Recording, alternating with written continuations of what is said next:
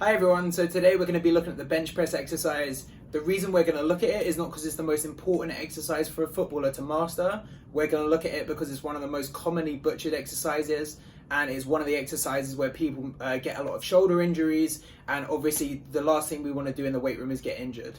So let's just jump into it. We'll look at a couple of reps and we'll break down how you want to do it and why you want to do it. Let's just watch for a couple of reps and then we'll break down the setup. Sorry if you didn't hear me there. So we'll just break down the setup after, and then we'll talk about why you want to do it, okay?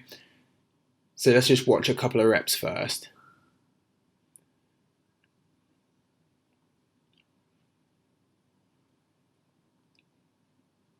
So really simple. Everyone's seen this exercise before, so probably not a huge amount of new things here, but I just want you to understand the nuances of it and a little bit about the setup as well, because I think most of the time, if the setup of an exercise or a movement is good, then it's going to stay good throughout the exercise most likely, okay?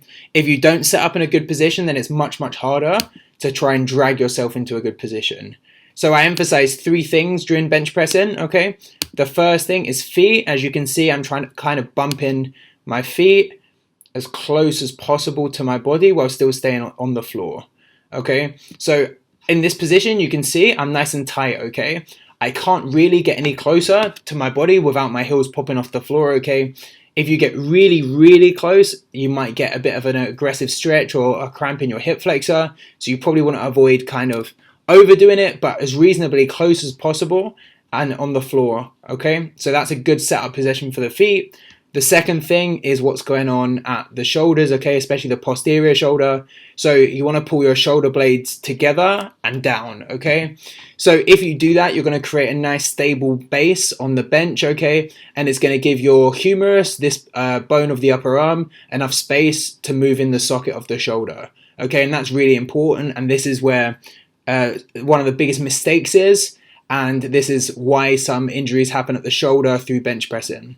The last thing is going to be the grip, okay? So my grip's even. I don't know if anyone saw the way I got set up for that with my hands. I use my thumbs, okay, to make sure that I'm perfectly in the same position on either side, okay? This is kind of a mid grip for most athletes, I would recommend, and most footballers, I would recommend using a narrow